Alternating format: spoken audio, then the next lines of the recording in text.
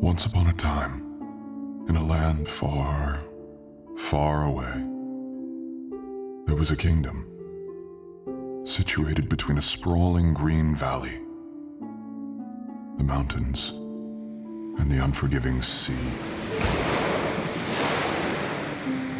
The people who lived there were the happy, carefree sort. Needless to say that the people of the kingdom thrived. However, as things often are where fortunes are concerned, sooner or later, it turns. One day, 4 great beasts darkened the skies. They swept through the kingdom and opened their giant maws to unleash a rain of fire. Houses crumbled, bridges burned, and the people who tried to flee were turned to ash. What few knew, and many learned later, was that the beasts were justified in their rage. And rage they did. The 4 dragons, kings in their own right, soon came to be known by their rightful names. There was Sabretooth, slim and agile, with teeth sharp enough to cleave ships in half. Rester the Sleepless, whose dark, rattling scales blended with the night. Cannibal, unpredictable and cunning, who found amusement in stealing sheep from their pastures, as well as babes from their cribs. And lastly, there was one who people feared most of all. Caesarion. The Red Death. In an effort to ensure their own survival, the people of Sunfire Isle struck a bargain with the 4 kings. A deal that would guarantee the safety of both species, and in turn, build a bridge of temporary peace between humans and the dragonkin. But the price was very steep. Once every 100 years, a virgin would be sent to marry one of the beasts. It didn't matter if it was a young man or woman. The choice of bride, although seemingly random, always followed a certain pattern. Healthy, privileged, and terribly unlucky. And once the bride or groom departed, they were never seen again. Centuries went by in this manner, until one day, a letter arrived at a young woman's door, summoning her to her fate. You were neither of noble birth nor of considerable standing, but you were chosen all the same. Your mother wept, and your father was too drunk to care. But you were gifted with quiet courage and a noble heart. And with that, you set off to meet your new husband. Gripping the reins with trembling hands, you traveled through the treacherous terrain, along a winding road to the Dragon King's abode. You knew little of him, but the time spent in the dark forest offered a quiet reprieve for you to think and consider your new circumstances. So much so that you didn't notice when a mysterious youth stepped out from amongst the trees. Good thing horses are alert, at least. Oh, there. I didn't mean to startle you. Are you all right? No harm done. I should mind my step when walking in the dark. Nothing too exciting. I'm just a traveler passing through, seeking shelter from the darkness of the forest. Ah, I see.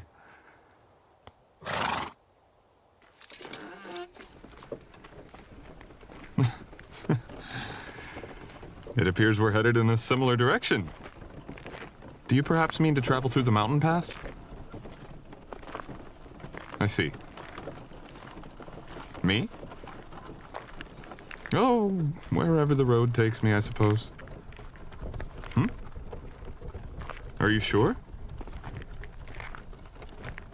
I would hate to put you through the trouble. If you insist, who am I to decline such an offer?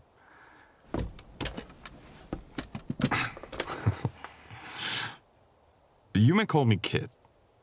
All my friends do. Likewise. Do you mind if I put my feet up? They're aching more than I'd care to admit. Thank you. Whew. I've been trekking along this road for hours. And I suppose I lost my way there for a bit. I'm not usually this careless. What about yourself, my lady? What brings you to these woods at such an hour? Destiny, you say? And what form does it take?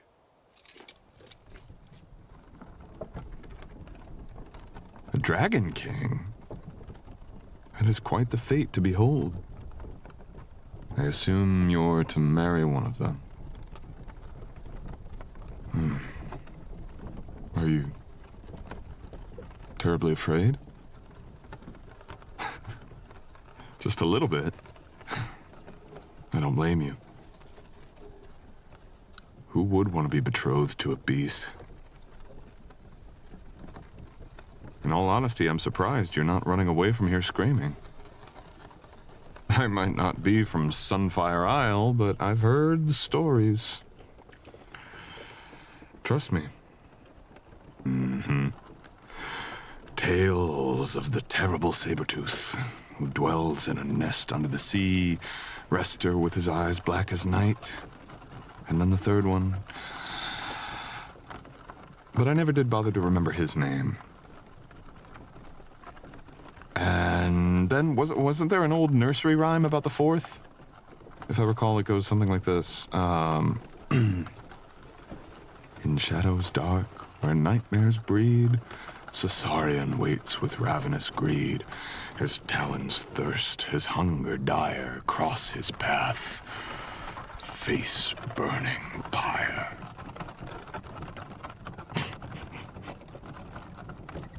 Hardly. I just like to spend my time reading, that's all.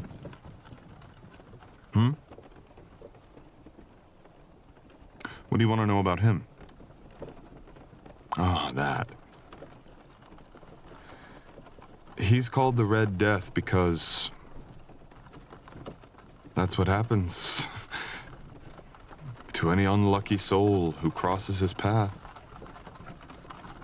They disappear in a sea of crimson fire. Or so I hear. Might be hard to believe, though. Well, because if there aren't any survivors, where do the stories come from, I wonder? However, I've heard that he's the one with a terrible temper, and his face bears the mark of it. From the line of your questions, I'm assuming your fiancé is the dreaded Red Death himself? And? Any worries? Concerns? Besides the obvious, I mean?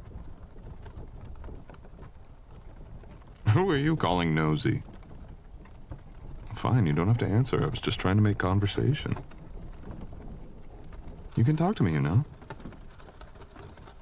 Who better to share your troubles with than a stranger you're likely never to meet again?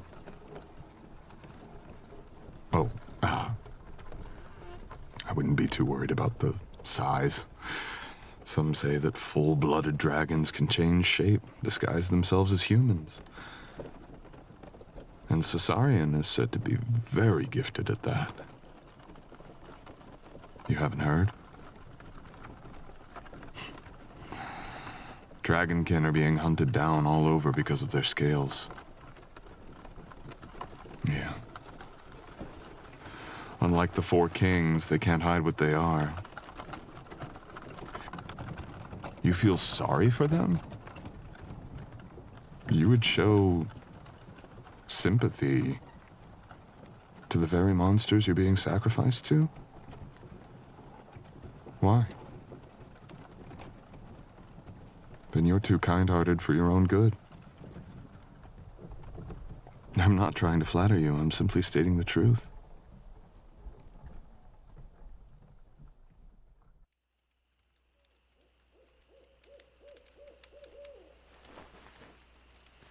Can't sleep? Are you still trying to decide whether to run away or go back home? I could help you, you know, if that's what you wanted. No? What is it then?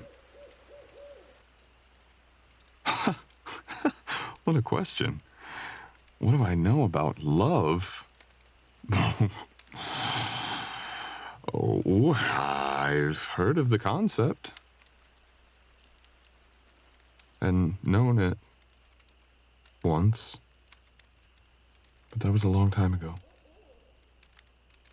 What of it? I suppose it's like with all things, really. Happens in the blink of an eye. One moment you're enjoying your life, and the next, you're wondering how you ever lived a day without them.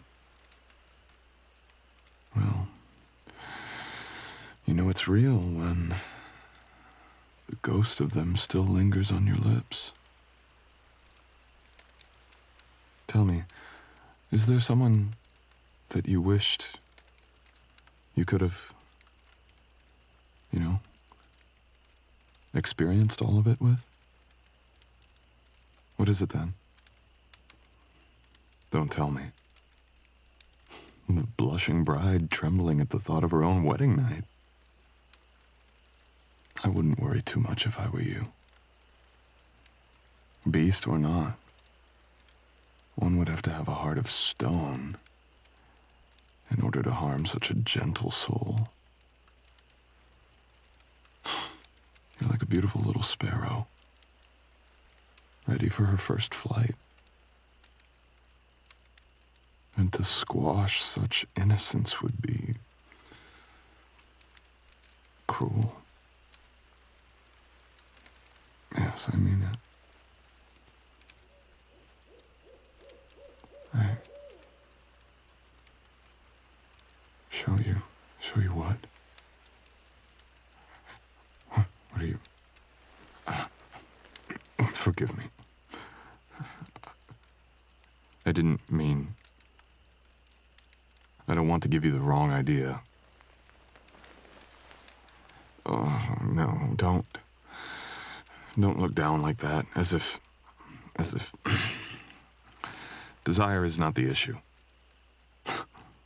No, it's not. I'm not... You haven't... Fuck. All right. Hear me out. I know you're scared. And God help me if I can figure out why you're so hell-bent on fulfilling some ancient duty that was decided before you were even born. But I don't want to be yet another beast taking what isn't mine to have. Choice? How can that be possible when you don't even know what you're choosing? I think you're mistaken, my lady. There's a lot that doesn't meet the eye where I'm concerned. I assure you, if you knew, you wouldn't. Still don't believe me? Fine. Let me show you then. There. Do you see? They're hideous, right? The scales. Ugh, I'm as much a monster as I am a man. Why are you touching me?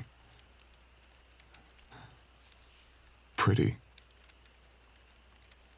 I've never heard a human call the skin of dragonkin pretty. That's a first. Stop. Are you going to make me think?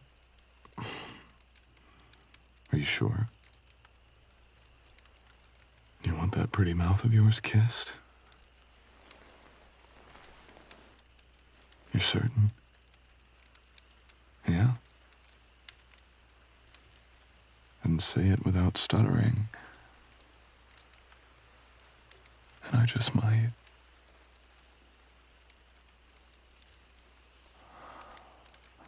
I'm going to ask you one more time. Before I lose my bearings. Are you sure you want to do this? Yes? You want to?